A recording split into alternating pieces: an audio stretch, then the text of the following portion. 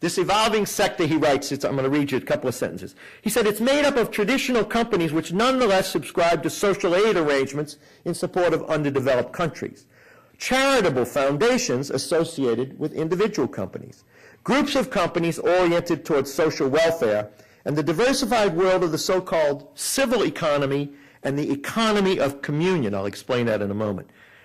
He writes, this is not merely a matter of a third sector, but of a broad new composite reality embracing the public and private spheres, one which does not exclude profit, but instead considers it a means for achieving human and social ends. When I read this, and I think for many of the writers, when I saw the phrase economy of communion, I was mystified, and I think others were as well. When I began reading about it, I found out that at the Vatican press conference, when they released this encyclical, a professor who probably was involved in its writing was talking about, and others were talking about, something called the economy of communion model, which is rooted in an Italian lay Catholic movement named Focolare, which was founded after Vatican II. This model, and it's written up in an article in the Fordham Journal of Business Law, is now operating in 700 companies around the world, but only 45 of them in the United States. It envisions profit-making businesses where the profits would be divided in 3 equal parts. One part used for direct aid to the poor, the second for educational projects which further a culture of communion, of giving, of sharing, and thirdly, to the development of the business. Last, integral human development. This is the overall overarching theme of the letter. And in it, Benedict follows Pope Paul VI in stressing that there are at least 3 major aspects to integral human development. Economic, which is what you would expect. He cites the importance of an active participation of the poor on equal terms in the international economic process. Social, the evolution into educated societies marked by solidarity. And political, the consolidation of democratic regimes capable of ensuring freedom and peace. He goes on, and in his own discussion of authentic human development, I'm going to give you a long list, he talks about, if you can believe, all of these issues are important to authentic human development. Action by public authorities, systems of social security, the promotion of trade unionism, the protection of the human person as laborer in a mobile world economy, the importance of culture to human identity, the ethical imperative to feed the hungry, the right of religious freedom in the face of fundamentalism and atheism, the need for interdisciplinary and multi-level analysis and responses, the prioritization of access to steady employment for everyone, a focus on long-term rather than short-term considerations, the elimination of high tariffs on the products of poorer nations, and an end to new and continued forms of colonialism. And if that was not enough issues for you, for the Pope to talk about in this 30,000-plus word document, he also discusses at some length the interconnection between life ethics and social ethics, work and workers, superdevelopment and underdevelopment, inequality, international migration, redistribution of wealth, outsourcing, energy and the environment, and international relations, including the need to strengthen the United Nations. In conclusion, Benedict is both a faithful heir to the traditions of Catholic social teaching, and he's a contributor who, as his predecessors done, is now continuing to enrich the development of its understanding of reality and its application to the contemporary world.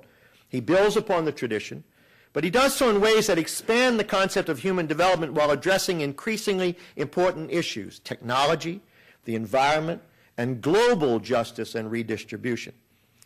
When the Pope engages in this discourse and invites people of goodwill to consider these key questions that he's raising, he's continuing this broader tradition that I began of modern Catholic social teaching, which insists that the Church has a rightful place in the public square, along with a lot of other people and a lot of other institutions. He's offering these principles and values and insights of this faith tradition within a framework of what he would consider to be rational discourse, which, as you know, we've seen very little of in the current healthcare debate, for example, in this country. But he's offering it in a framework of rational discourse, and he's inviting dialogue, and hopefully dialogue that will be listened to or participated in by others, and hopefully the Church as well will be open to the concerns and the reflections of people of goodwill in this society and across the world. Thank you very much.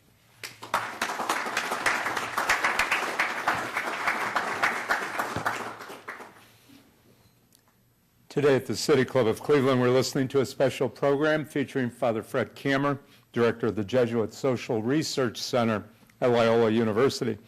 We will return to our speaker in just a minute for the traditional City Club questions, and we encourage you to formulate questions for our speaker now, and basically questions that are to the point and brief. So we want to welcome all who are here for this special forum, all those who are present in the room, and those who are guests in particular. We hope you'll join the City Club, become an active participant in the ongoing civic dialogue. This Friday, September 18th, the City Club will host Sister Helen Prejean, author of Dead Man Walking and the Death of Innocents, an eyewitness account of wrongful executions. Friday, September 25th, the City Club will host James Thindwa, organizer for the Chicago Alliance of Charter Teachers and Staff. He will discuss the role of social movements in creating transformative change. You can look on the back page of the printed program that should be at your table for information on more upcoming forums. If you wish to make reservations or to order a CD or DVD of today's program, please call 1-888-223-6786 or 216-621-0082. We're pleased to welcome guests at tables hosted by Catholic Charities Health and Human Services, John Carroll University, the Legal Aid Society of Cleveland, and St. Martin de Porres High School. I also want to thank the Catholic Lawyers Guild and Catholic Community Connection for their help, and we want to thank all of you for joining us today. Now we'd like to return to our speaker for our traditional City Club question and answer period. We welcome questions from everyone, including guests, and holding the microphone today is Education and Outreach Coordinator Deborah Augusti. So we'll have our first question, please.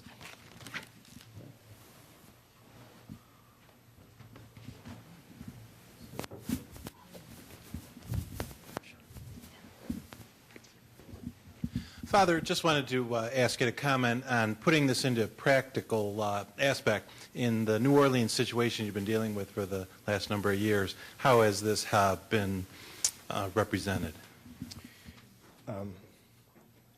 One of the, as you know, we just, quote, I won't say celebrated, let's just say observed the 4th anniversary of the Katrina hurricane. And as you also know, the city has a long way to go. We are probably missing 100,000 to 150,000 people who are gone and who probably are never coming back. There are enormous parts of the city where much good has been done, and there are other parts, if you drove through them, that would look like they did 4 years ago, except perhaps the debris has been picked up. But the homes are gone, and the studs are standing, or the foundations are left, et cetera. There's a lot of that. There's an enormous amount of blame to go around on lots of people. As you know, it was not so much a natural disaster as a human disaster. I mean, the city, in a way, survived the Hurricane Katrina. The levees did not, and that actually is human error and probably corruption in a number of areas. People in New Orleans actually always talk about where were you and what's happened to you when they see one another. They haven't seen them in 4 years. And people are angry and remain angry. They're angry at the federal, state, and local government. They're angry at FEMA. They're angry at their insurance company. They're angry at the levee board. They're angry at the Corps of Engineers. I mean, you can slice the anger. And yet, wonderful things have also happened. Come back to the church and the public square thing. In my office at the province, we ended up hiring a volunteer coordinator basically to deal with the thousands of people who were coming into New Orleans from Jesuit institutions, from the colleges, from the high schools, from parishes, from retreat houses around the country.